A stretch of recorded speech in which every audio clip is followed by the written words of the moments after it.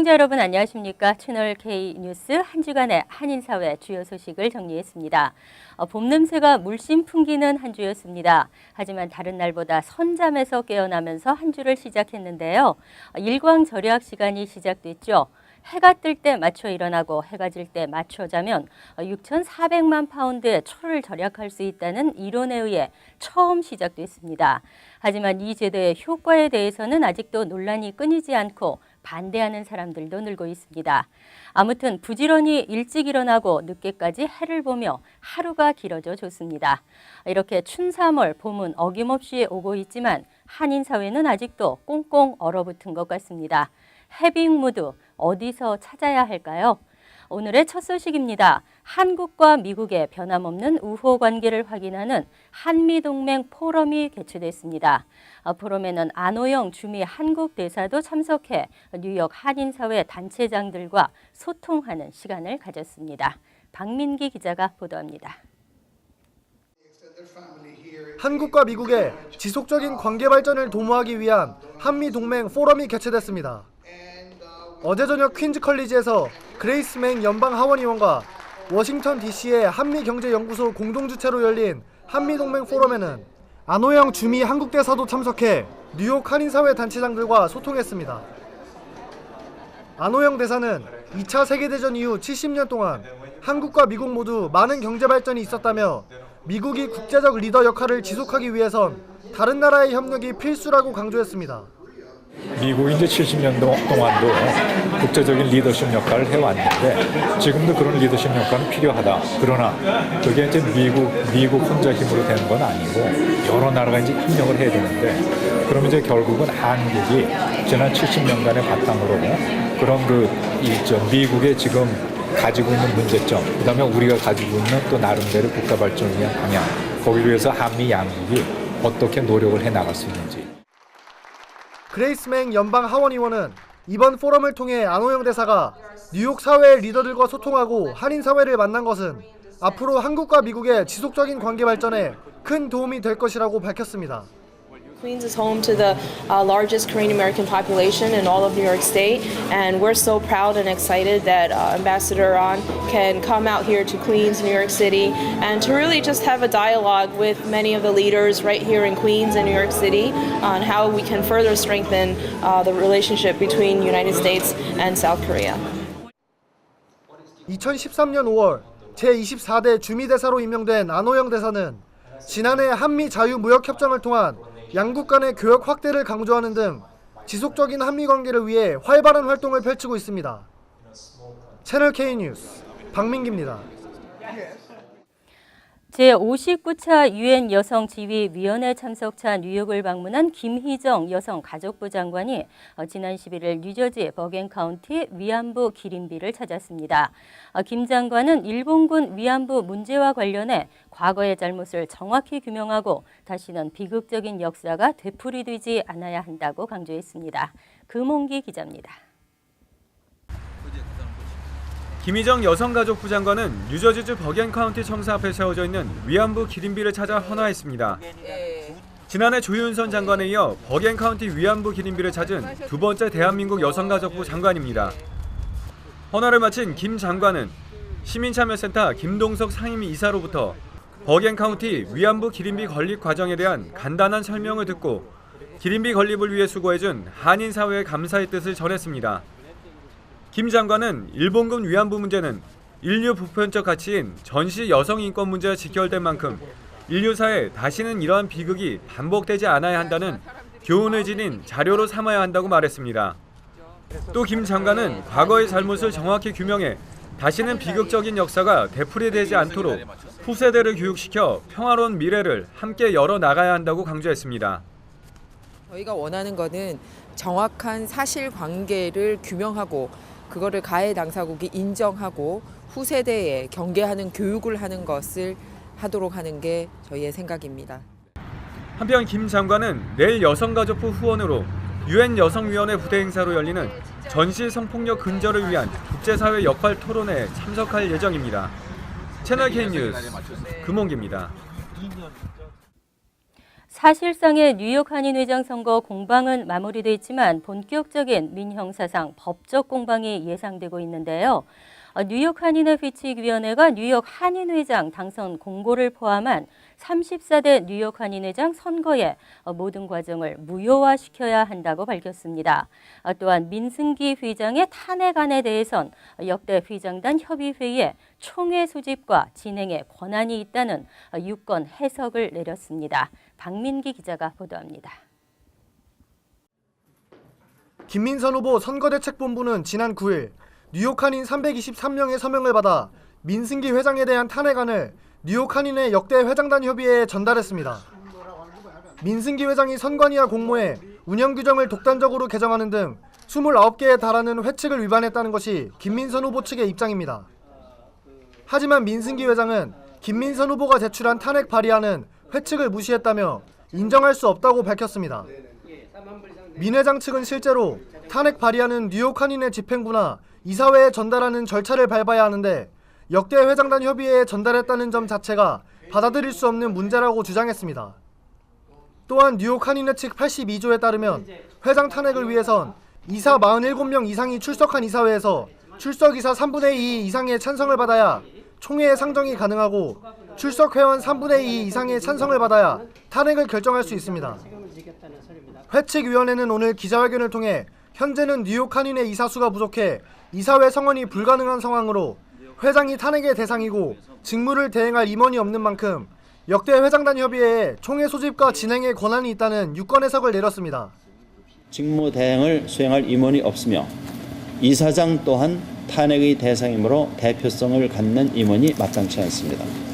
다행히 과거 뉴욕 한인회를 이끌어왔던 전직 회장들이 협의체인 역대 회장단 협의회가 활동 중에 있으므로 역대 회장단 협의회의 총회 소집과 진행의 권한이 있다고 판단됩니다.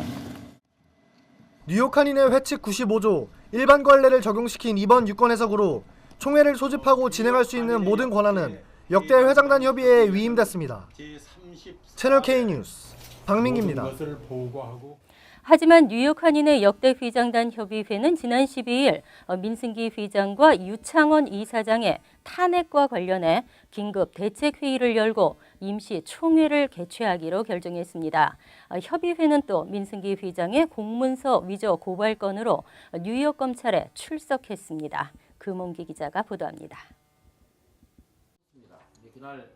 뉴욕 한인회 역대 회장단 협의회는 이번 한인 회장 선거와 관련해 총회를 열어달라는 963명의 탄원서를 접수받아 만장일치로 임시총회를 개최하기로 결정했습니다. 임시총회에서는 민승기 회장과 유창원 이사장의 탄핵안을 표결하게 됩니다. 협의회는 탄핵 발의 사유에 대해 민 회장과 유 이사장이 회칙을 중대하게 위반했다는 회칙 제81조 3항에 근거해 발의하게 됐다고 밝혔습니다. 회칙 위반 사항은 제3조 1항 분열과 갈등을 조장하고 제9조 4항 회칙 준수의 의무를 이행하지 않음 등 총 29가지입니다. 임시총회 소집일과 장소는 추후 협의를 거친 뒤 언론을 통해 공고할 계획입니다. 역대 회장단은 긴급 소집을 하여 모인 후에 만장일치로 총회를 열기로 결정했습니다. 한편 협의회는 민승기 회장의 이사비 납부자 명단 조작 고발 건과 관련해 오늘 오후 뉴욕 검찰에 출석했습니다.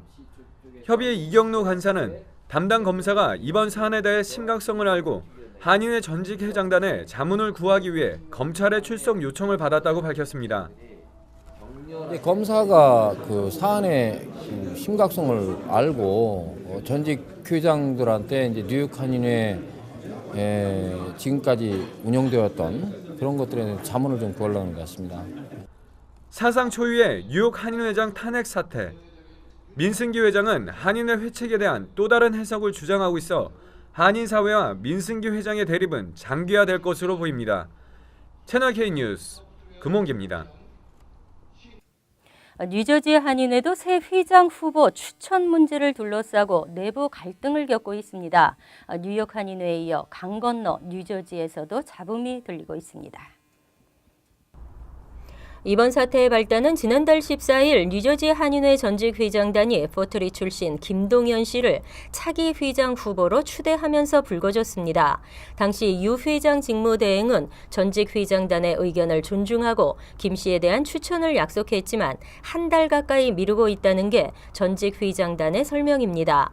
한인회 선거 시행세칙에 따르면 후보 등록 마감에 최종 실패할 경우 회장 직무대행이 후보를 추천하고 이를 선관위가 의결하는 방식으로 규정돼 있습니다.